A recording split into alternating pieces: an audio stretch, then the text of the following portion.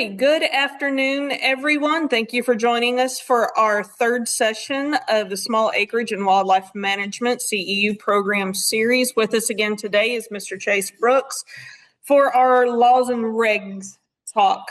Again, as in the previous programs, towards the end, I will put a link in the chat box for you to go to our survey. If you would, please click on that and complete it for us. That just helps us to make sure that we are bringing you the information that you are needing for your operation as well as for your continuing education. Also, that is a place where I can double check to make sure that I have your correct license number as well. This program is being recorded and will be posted to our Terry YouTube page for further reference at a later time. But in order to obtain the CEU, you have to be on the live version today. So with that being said, I will turn the program over to Chase. All right, thank you, Jacqueline. And everyone, I'm going to do my best to make a laws and regs talk interesting. I think, but today I do think that it'll be a little bit different in that the focus, like the title says, before, during, and after, and the idea is to really try to capture what, some of the laws and regs around pesticide use are focused on kind of the, storage beforehand, worker protection standards during, and, safe disposal afterwards.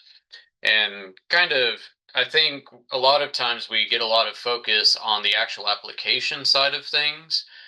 How strong do you mix it, matching, a pest to a product, and trying to bring together, kind of the more chemistry and biology side of it. And so I think focusing a little more on the logistics end might make for something a little bit different, but I do think it's also worth just as landowners, land managers, thinking through, just, how do we store and dispose of these pesticides and what are we doing with them, even when we're not spraying. So, like I said, we'll talk a little bit about safe pesticide storage and disposal, worker protection standards, and we'll talk about pesticide disposal, have that one in there twice, but we'll talk about pesticide disposal explicitly. And we are going to start kind of with that, safe storage of pesticides. And, where do you find this information? It's in the Texas Agriculture Code and the Texas Administrative Code. If that's the kind of thing that really just gets you excited, those are the references. We are going to be going through those statutes and basically talking about what is actually in the written laws and regs. And then we'll kind of take a step back for each of those and figure out how does that apply in real life. One of the things to keep in mind too is a lot of these rules really start kicking into play, and I'll point them out when we get there. But if we're looking at large quantities of a pesticide, so over 55 gallons or 500 pounds is kind of a pretty big threshold in terms of the volume of product that requires additional, regulatory consideration. So if it's, again, kind of obvious but applied, if we have, some smaller products, couple 5-gallon jugs of Sendero or something like that, it's not a big deal. But if we're utilizing high volumes or large volumes of product, then just be aware that you might fit into some of these circumstances. And really, you're going to see I've highlighted the lines in yellow as far as the ones that apply. I'm assuming most of y'all are not in the business of selling pesticides so much as applying them.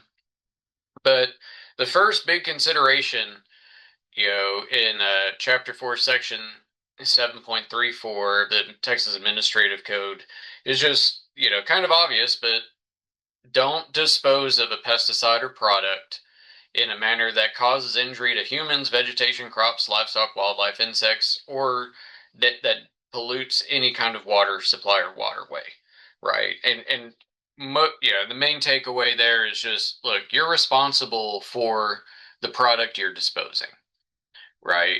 And so again, I hope that none of us are doing this, and I doubt that we are, but understanding that you can't just dump it out, and if we do see adverse effects in the environment from improper pesticide disposal, that is not just a bad thing from an environmental context, but it is against the law. Um, Similarly, we stay in that same chapter and we keep going down, and we see a big focus on kind of these two sections, E and F, right? The first is basically saying that if we are cleaning out a pesticide tank, or we have a remaining product, we need to make sure we're disposing of that rinsate and leftover product accordingly, right? And so that's, if you get out of the field and you have a little product left bottom of the in the bottom of the tank, and when we're rinsing it again, we're not just going to be dumping that you know rinsate or that leftover product down a storm drain. We're going to be making sure we're getting rid of it appropriately. Oftentimes that can be simply applying that rinsate out in the field, almost like you would, if going in behind a previous spray area and just, dispersing it that way, where you've already got treatment going down and you're just, broadcasting it out. Main deal is you don't want to just be dumping it in a hole or down a storm drain or anything like that. And then the last bit is that the owner of the pesticide and the person in charge of the application and mixing are both liable for this proper storage and disposal of pesticide containers, right? So wherever we happen to be mixing, if you own the product and you're applying it, or if you are, someone contracts you to apply a product, just remember you're liable for the storage and disposal, right? Because all the folks who are involved in that process, just, make sure that we're doing the right thing is at the end of the day. This is where, and then when we switch to the Texas Agriculture Code, this is where, and I promise, I know this is the most boring part, but we're going to chug through it and then you will know the laws and regs. But when we go to the Texas Agriculture Code, this is where you start seeing that 55-gallon, 500-pound threshold start popping up. And really where the main consideration in, the Texas Ag Code when it comes to storage and disposal is just if you have that 55 gallons, 500 pounds or more that you are applying or storing and it's within a quarter mile of a residential area, you need to let the fire chief know, right? Letting the fire department know ahead of time so that they know what's being stored there. But you only have to do that if it's going to be there for more than 72 hours.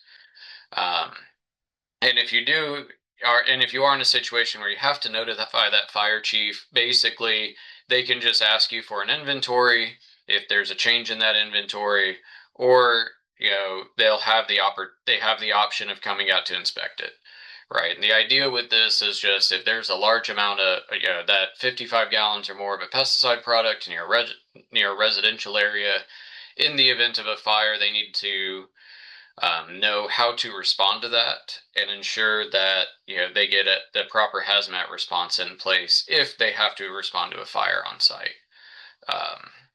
But again, for most of us, I think that's not necessarily something we need to worry about. But again, if you buy in bulk or you're a high volume applicator, then that's just something to be aware of. And then we switch over to, on the storage side, really thinking through labels, right? And the label's the law and follow the label, but the biggest thing is make all your products should have their label, right? And it is against the law to remove that or deface that label. And there are lots of different strategies for keeping those labels on. I know they're sometimes flimsy and they can tend to fall off. Anything you can do to keep it attached on there, whether you tape it, etc. I would also encourage you to print out those labels and material safety data sheets and keep them in a binder nearby. And then that way what product is what, right? and you're not being stuck with jugs of mystery products that then have to be disposed of because you don't know what they are. The last thing that I think is important to highlight here too is, especially for those of us who, maybe you've got a farm hand or a field hand or an employee that assists you with any interactions with these pesticides. Um, you know, agricultural laborers and workers, they cannot be required to work with an unlabeled product, right? So if we have people who are working for us or working with us, maintaining that proper labeling, one, it's for their safety, so they know what they're working with in the appropriate PPE to have. But it's also just to make sure that, everyone's kind of on board with what's going on and what the mix is and how to do it safely. The only exception for this is when we're transferring product, right? So you've poured that jug of Sendero in the tank and you're mixing it. Obviously, at that point, there is no label on the mix tank, but that should be communicated across, with the applicator, along with what you're doing, what you're treating, what product that is, treatment concentrations, etc. Right? All right. End of the legalese. Yeah. So what does that mean? Right? There's a bunch of dense stuff about proper storage, proper disposal. Don't be stupid. But a lot of it really, when we think of it in a practical perspective, safe pesticide storage is all about reducing exposure, right? Containing leaks, restricting access, having a good inventory, and being able to track your products, right? And a lot of that, you can see in this picture, this is how I store my herbicides at home, right? I've got them in a shed with a lock on it so that my toddler son can't just walk in and immediately start snacking on all the pesticides, because I don't want that. He doesn't want that.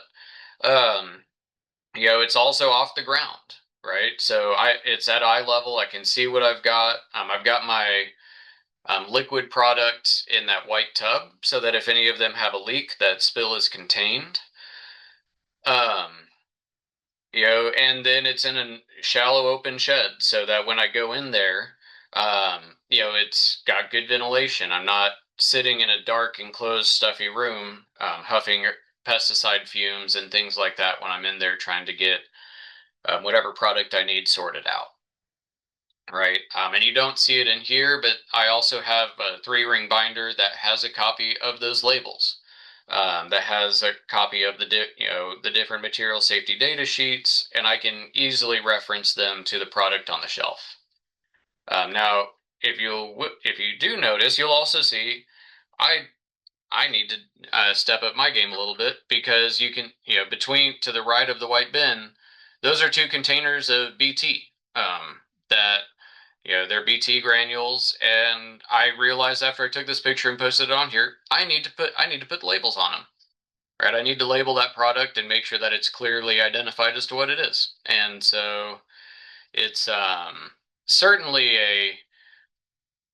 a work in progress, but something that just, when we think about the pesticides we're storing and using, and even including fertilizers, just keeping them in a purposeful, well-ventilated and secured space is critical, right?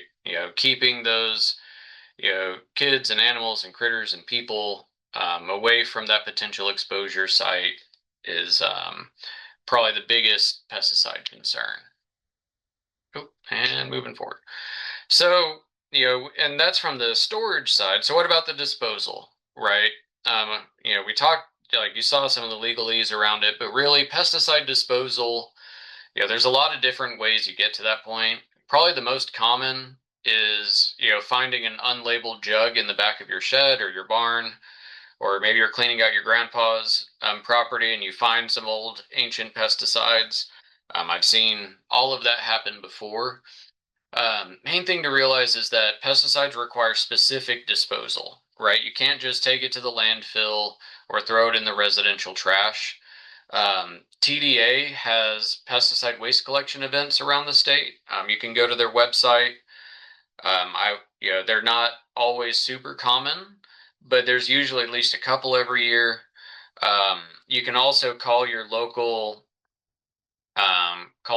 dump or landfill or your county. Some counties have household hazardous waste drop-offs and things like that. Call them and see what different options there are. The reason that they require specific disposal, is often that pesticides, especially concentrated ones, require incineration with a very specific high temperature incineration. So it's not always super common, and that's why we can't dispose of it just in a traditional process. Like I said before, don't dump your old chemicals or products, and or just dump the rinsate and tank mixes. Let's find, for the rinsate and tank mix, if we can find a productive way to apply it on our way out, that's going to be the easiest and most kosher way to do it. One of the biggest deals is, and this is very specifically called out, it is completely illegal to burn pesticides in pesticide containers. And so, don't bury it. And I say this because these were explicitly called out by TCEQ and TDA, which means that they've had issues with this in the past. But don't burn it, don't bury it, don't dump it in a creek. And if you're trying to find information on where you can dispose of pesticides and locations to do so, TDA and TCQ are going to be your best bet. If not, reach out to Jacqueline or myself, and we can try to get you a place to do so. So that was a little bit about storage, right? I mean, nothing I would say super complicated. It's not necessarily rocket surgery, but again, it's something that I don't think is always commonly covered in these laws and regs talk, and hopefully was something a little different. And now we're going to pivot to the people, right? So worker protection standards. These worker protection standards, at the end of the day, they are set up to help us protect ourselves and our employees from pesticide exposure, right? And that's mainly covered again in the Texas Agricultural Code. The main takeaway here is, again, there you'll see a storage requirement. So anyone who's using or storing more than 55 gallons or 500 pounds a year, and employers who have a labor payroll of $15,000 or more. We need to be completely in alignment with these worker protection standards. I would say even if you don't qualify, making sure that we're working in alignment with the worker protection standards is still good practice, and it also helps protect you from injury or liability in case something happens.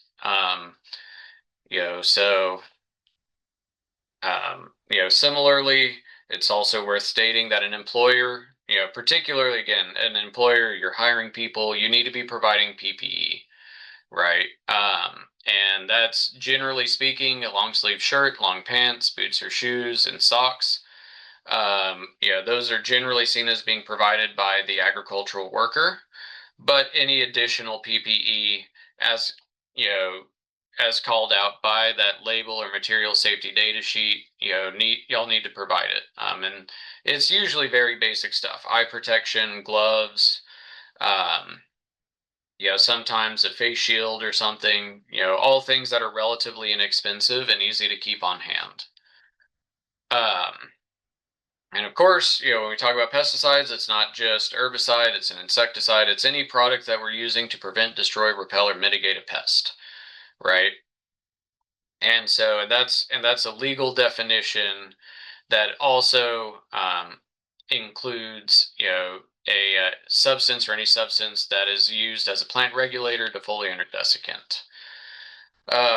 And why do we need to protect ourselves from them? It's because many of these pesticides have characteristics that make them unhealthy or toxic to us, right? There's a reason that it's effective against the pests that we're trying to treat. But I would also say this includes things like even, or quote unquote organic pesticides. Things like horticultural vinegar are often, you know, um, packaged in concentrations high enough to give chemical burns, right? So it's not just your conventional products, but anything we're putting out, we need to make sure that we're aware of the potential harms and are protecting ourselves from them. As you can see, a lot of times, especially in the insecticide world, but in general, these pesticides work by interrupting a metabolic process or a physiological process, right? And so that can be, in the form of a neurotoxin, it's a metabolic inhibitor, mimicking different hormones, things like that.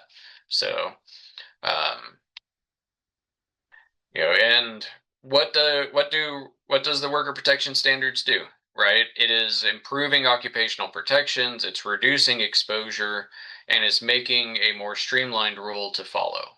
Right? And this is for applicators of all kinds. It's agricultural, landscape, golf, school, structural.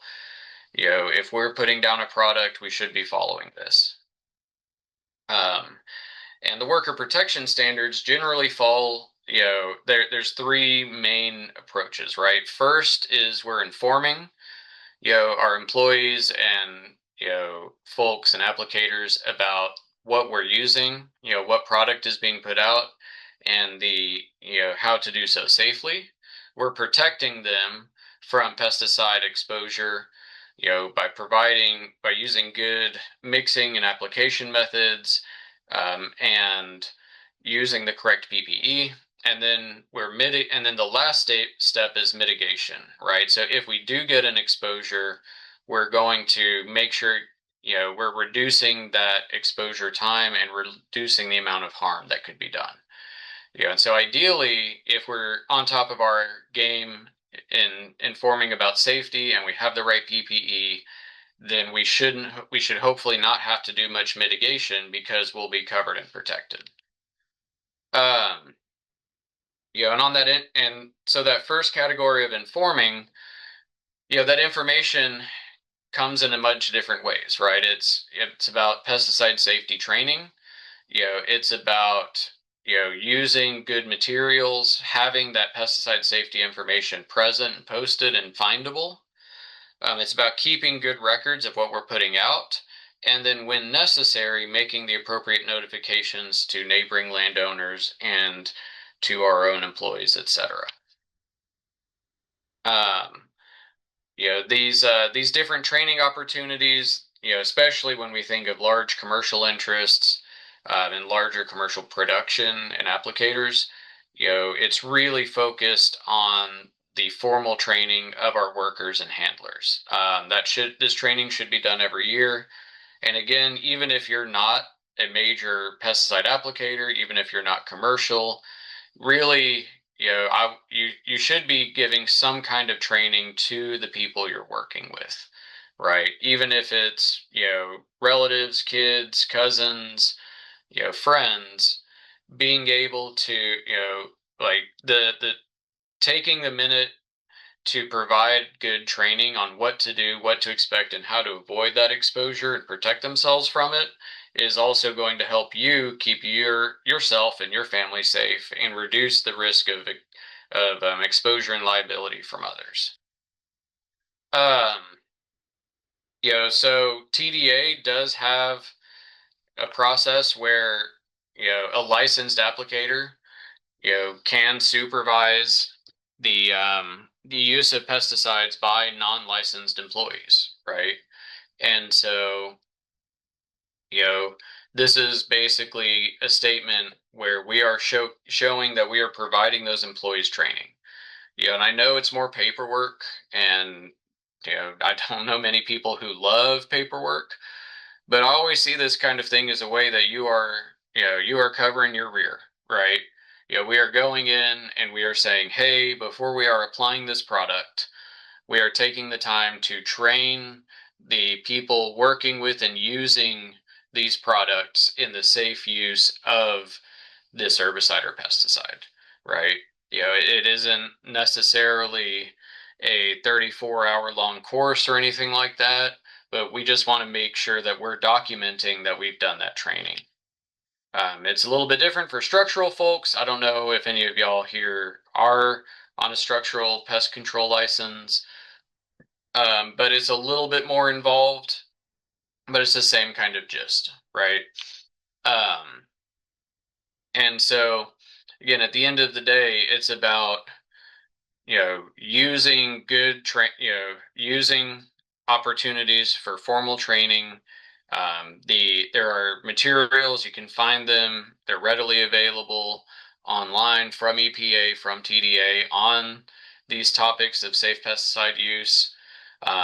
It is worth noting that the trainer has to be present during the training. I know that seems a little silly and obvious, but um, the goal is to make sure that we're getting that knowledge transfer all the way through to the employees.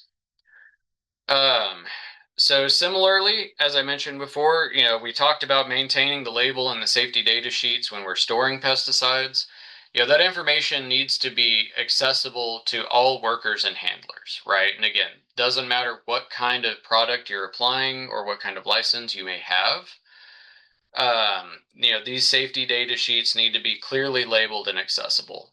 Like I said, it's really, to me, it's really easy to keep a 3-ring binder handy in the room that we're storing those pesticides in, for the notification and information perspective, but also, I mean, I'll be honest, so it makes it easier to read the labels. You can print them off a lot bigger than what they're on the jug, and it makes it a lot easier, when we're flipping through that label to figure out, if a particular pest is on label for use with the product or what the application rate is, etc. Um, so kind of a big picture approach is, our workers and handlers need to be able to get information about what they're applying and the safety data sheets of what they were applying while they were working, right? They can also they can designate someone in writing to get this information. You see this especially when you have, you know, employees who maybe speak different languages. They can designate someone to review that material on their behalf. Um, and if we're buying, storing, and using products, keep those documents for 2 years, right? So that way we have good documentation of what we did, what we used, what we bought, and how it was applied, and then and that can help satisfy that requirement.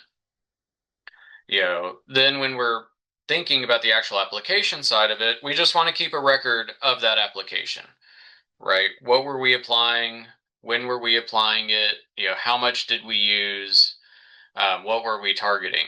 And again, and where I've seen this in quote unquote real life, is I've been called out on farm visits and stuff before where people were concerned about herbicide overspray affecting plants, or someone saw their neighbor spraying something and then their tomatoes started dying, and being able to, you know, as an applicator, this documentation shows exactly what we were doing on which day, right? And it helps you demonstrate that you were applying in accordance with laws and regulations. And you know what? Oh, well, on that given day, you weren't applying an herbicide at all. You were putting out, um, an armyworm treatment, which wouldn't do anything to tomatoes. And that lady's just having a misconception about the cause of her tomato death, right?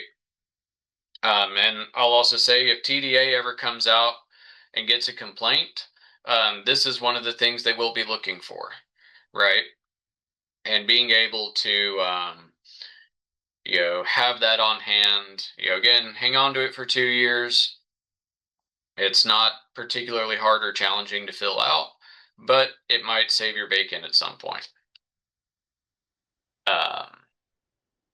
Let's see.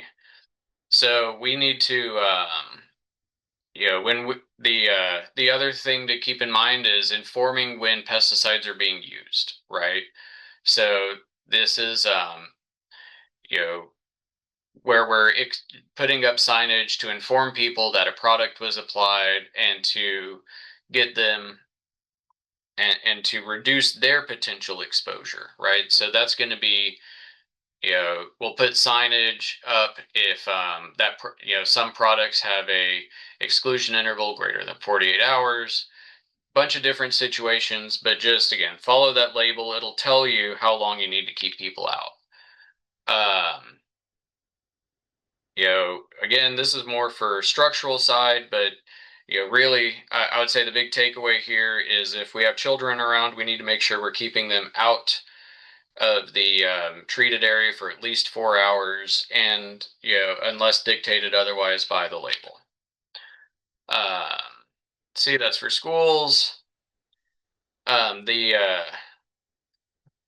If we do have people who are coming in and entering that area after application, right? So if we put down a product and we, for whatever reason, do need to re-enter, we need to make sure that we are not sending in minors or children, and that we're sending those employees or folks in with appropriate PPE, right? If they're going to be wading into the field that we just treated with an herbicide, let's make sure that we're minimizing that occupational exposure. And that includes, again, we're not going to let minors under 18 work with and handle pesticides. There is an exemption for members of an owner applicator's immediate family, but just because they're family doesn't mean we don't want to protect them, right? We need to make sure that no matter who they are protected, and if you have a kid or a grandkid who's helping you on the sprayer one day and they're under 18, they can help, but if they bring if they had a friend who wanted to help out as well, and they're under 18, that is not a legal following of the worker protection standards. All right. So when it comes to applying a product, when we're as applicators, we're responsible for keeping workers and other people out of that application exclusion zone on our own property, right? And so if we're out spraying, all our crew and all our employees should know that we're spraying and to stay out of that application area. If we're out in the field and we're spraying and we see someone who is not involved with the application enter that area, we need to stop.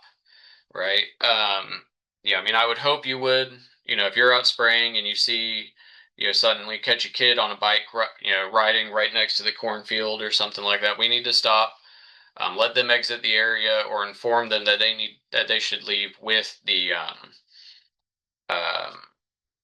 because of that application, right? So that exclusion zone does vary based on wind, but also on how far we're going, right? So that exclusion area is going to follow us. Obviously it's going to trail behind us as we've treated areas. Let's see. So when we're in the process of applying these products, we always need to keep our eye on a swivel, right? It's like anything else, we're watching the weather, and particularly when it comes to drift, right? So we want to mind drift for off-target crop impacts, but we also want to make sure that we're not going to be spraying and having it drift on ourselves.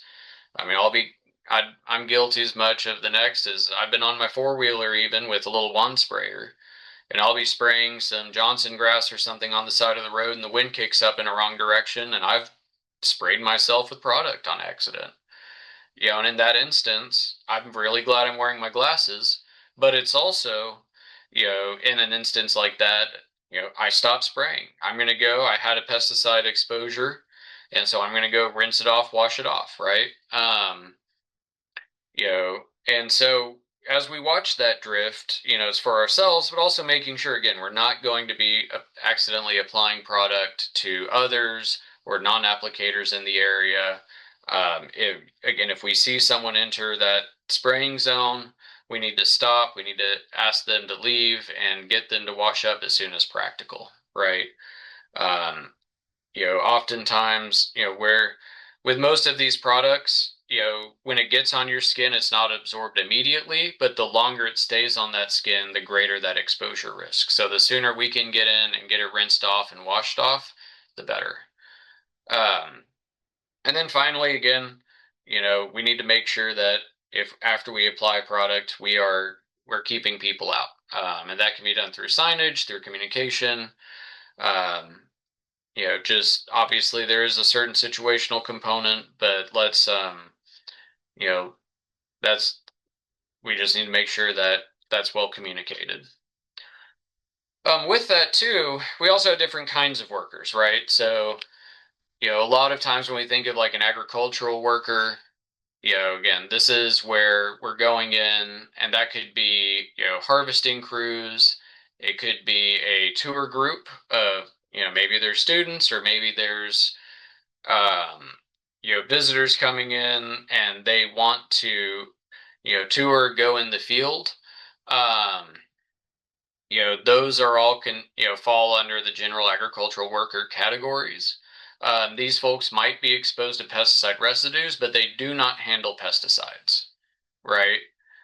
This does also include like groundskeeping folks, or again, just incidental family members who might be helping you but are not involved in the actual application. Um, and so again, you can see just an example of, you know, someone going in after a pesticide has been applied. They're suited up for PPE. They've got eye protection. They've got, the addition a little a Tyvek suit and gloves, and making it, all to just make sure that whatever they're touching, they're not getting exposed contact to that pesticide. Unlike an agricultural worker, pesticide handlers have specific tasks and duties associated with handling pesticides, right? That's mainly focused on the mixing, loading, and applying pesticides, right? Whether it's granular or liquid or an insecticide or fungicide or whatever that is. That's the very clear and obvious pesticide handler category. But also keep in mind that that may include mechanics, right? So you're looking at folks who are working directly with the equipment that applies that product and therefore has those pesticide residues, in the tank, on the hoses, and have that exposure risk. And these are the folks that have to be 18 years or older, right?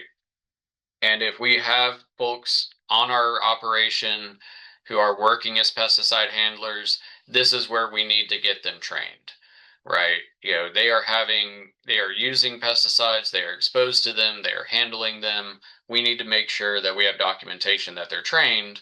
And we should also, I would also hope that you would want to train them anyway to ensure that they know what the products they're using and how to appropriately mix and apply it, right? Um, and so, when we think about, especially on the family farm or ranch, who fits which category, obviously it's not nearly as clear cut, especially, for those of us who are just applying on our own property for our own uses.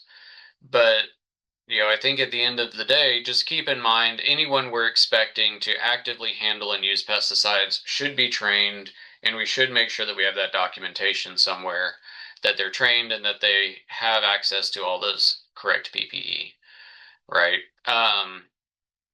Which leads into my next talk, PPE.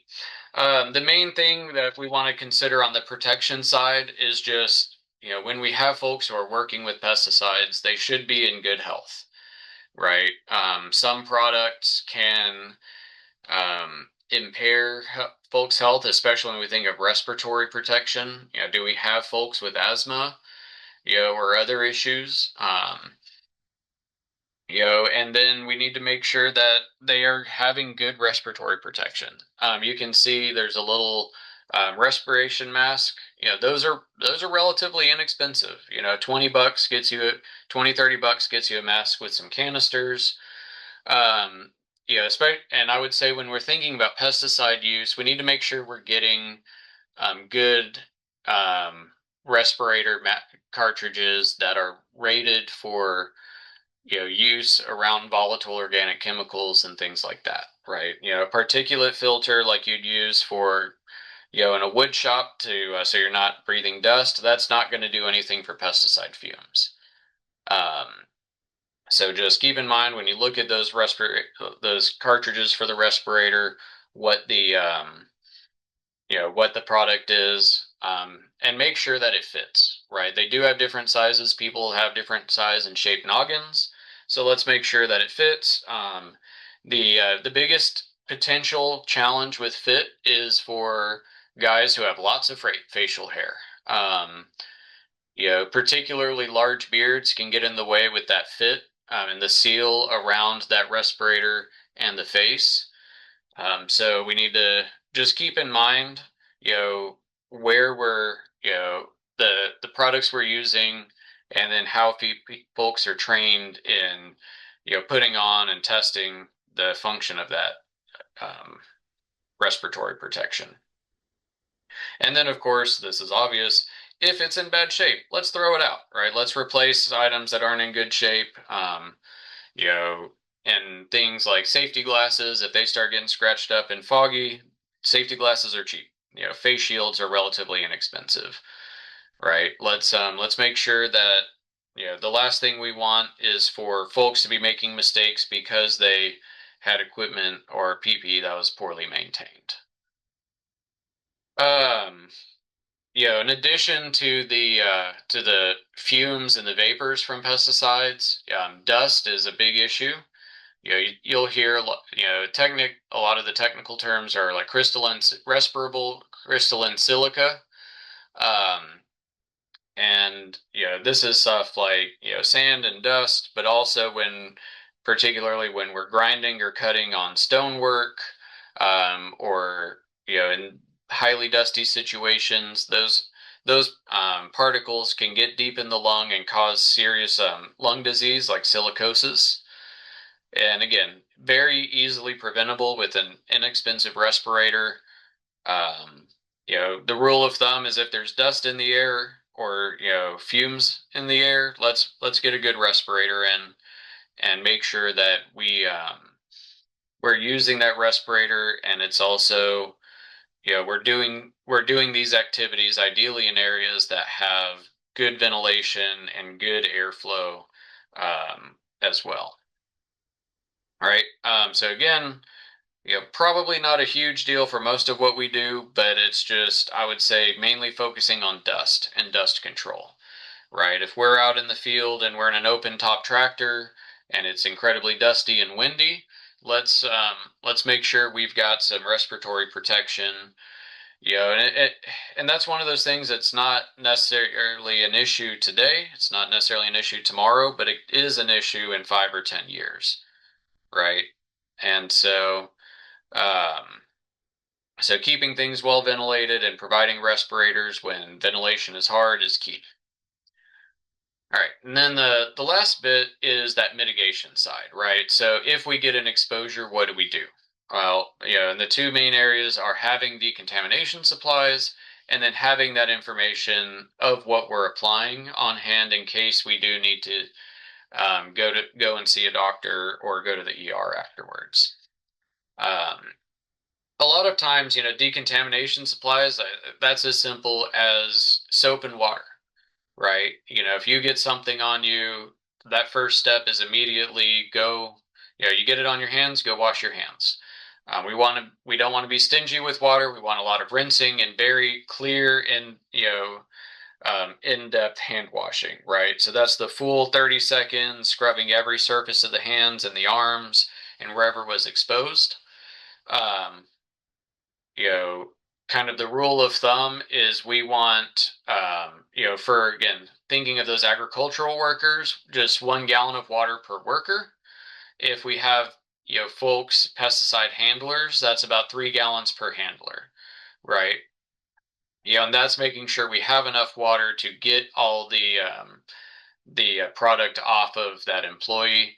Having eye wash stations should be available.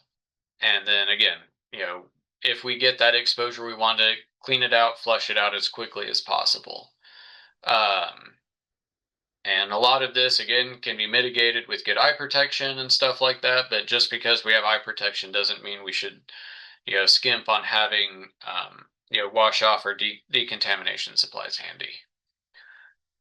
And kind of the last bit is just, if we have an exposure and if that person has to go to the doctor, isn't feeling well, we want to make sure we have all the information needed to give to those medical personnel so that they know what they were exposed to in treating, right? Kind of circles a little bit back to that initial comment of, our applicators and employees should know what they're applying.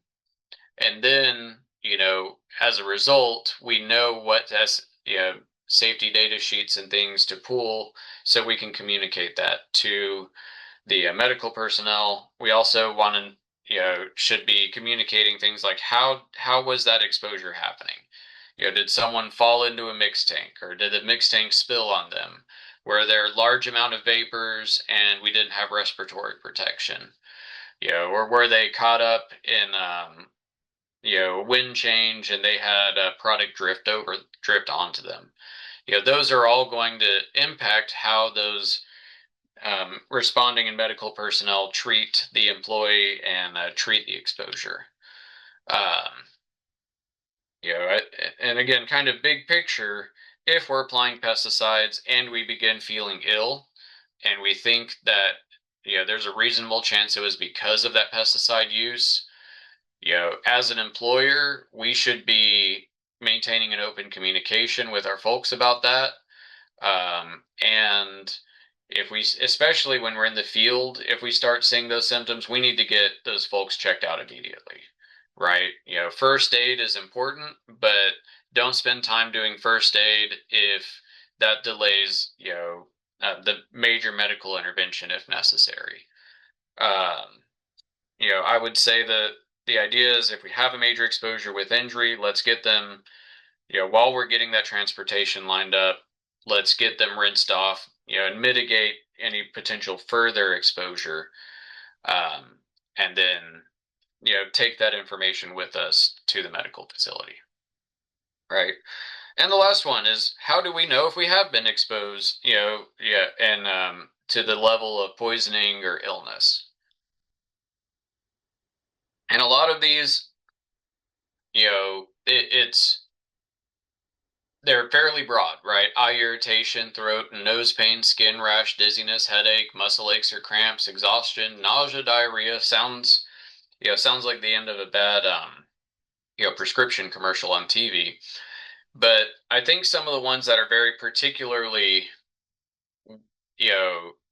worth keeping an eye on the severe side is, if we see a lot of that salivation or drooling, small pinpoint pupils, if we're seeing convulsions, those are the major issues that we need to get people out and get them to a hospital ASAP. I think on the left-hand column, the main challenge in Texas is heat stress, right? A lot of those symptoms can be very similar to heat stress. And so we need to just be keeping an eye on our employees and our folks in that, and on ourselves, and understanding, okay, what part of this might be because of heat, what part might be because of potential exposure.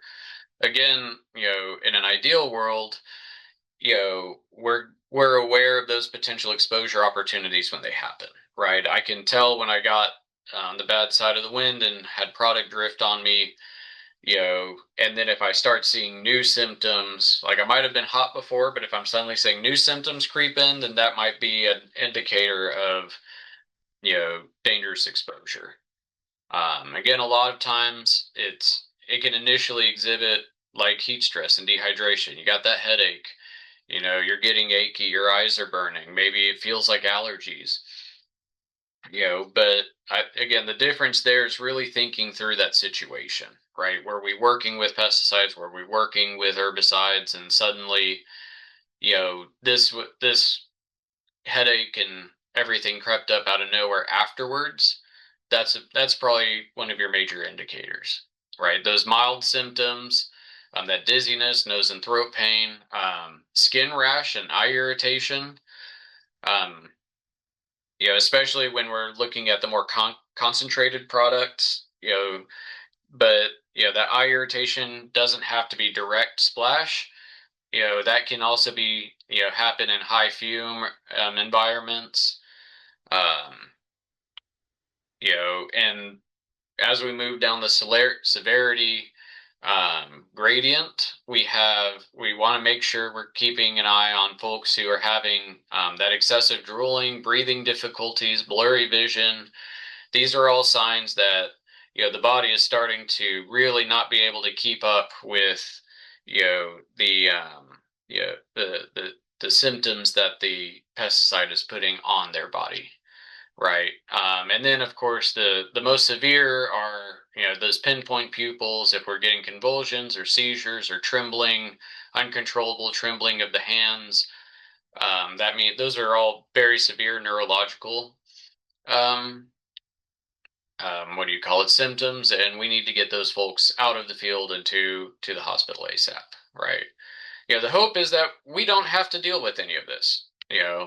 The the big hopefully this is something that we will never have to use, but it is worth just recognizing what these symptoms might be, and again, so that we can get people it treated and back, you know treated for that exposure and back to normal as soon as we can. um you know, of course, like many things with pesticides, what symptoms appear and their severity varies, right? Different products, like we mentioned earlier, they have different modes of action. Some of them are synthetic hormones, some of them are neurotoxins. All of that, means that, that route that the method of biological movement is different. That route of exposure, if you forget a respirator and you're inhaling fumes or vapors, you're much more likely to get those respiratory symptoms. That length of exposure and the length of exposure and how often you're exposed are probably two of the biggest ones as well, right? When we think about, even thinking about the big Bayer Roundup case, a lot of that came from someone who was routinely exposed and had that exposure through their clothing for long periods of times on a very frequent basis. Right? So when possible, and again, with having those decontamination supplies on hand, that allows us to really reduce that length of exposure. I got product on me, I'm able to wash it off quickly, right? And the quicker I wash it off, the less absorption I get into my body. And then again, that frequency, right? Are we going out, and am I going out in my pasture and spraying once a month? Am I doing it 3 times a year? Um, the age of the person and their health also has an impact. Folks who are older have more existing health issues, are more likely to, have more, see those symptoms onset and see them onsets more quickly. But I think at the end of the day, the big picture is just keep an eye on your people, right? Keep an eye on ourselves, and if we have folks who know what they're applying, know how they're doing it, know how to mitigate, the opportunity for exposure, and then when we do have that exposure happen, we're able to get them cleaned up quickly, that's going to prevent a lot of potential harms down the road.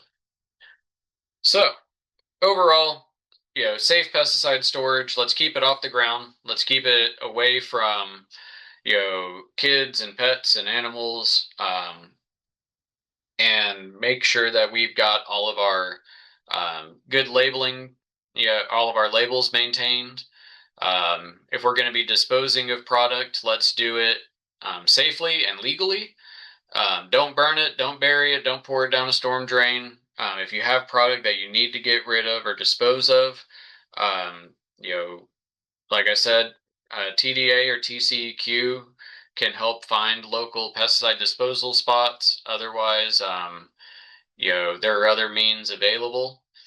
And when we're going out and applying herbicides or pesticides, or we're having folks do it for us, we need to make sure that they're safe, right? And that safety is, has multiple layers to it, but when we bring them all together, that's what makes sure that we're mitigating any potential risk to their health, right? And that's good training. It's knowledge of what we're applying, having records of what we're applying and when, giving people the right PPE, and training them so they know how to apply that product safely, and avoiding that exposure and minimizing that exposure whenever possible. And so with that, that's it. It is 12:55 by my clock. I know, like I said, that's laws and regs are always, it's always kind of interesting to try to put an interesting and fun one together, but hopefully you learn something new or something a little different. And hopefully this will help give a little perspective on how we can, store and use our pesticides more safely. Do I have any questions? If there aren't any questions, I did go ahead and post that survey link in the chat box. If y'all would take a few minutes to complete that for us, we would greatly appreciate that. If there are no questions, then we will go ahead and conclude the meeting. Thank y'all for joining us for this program series.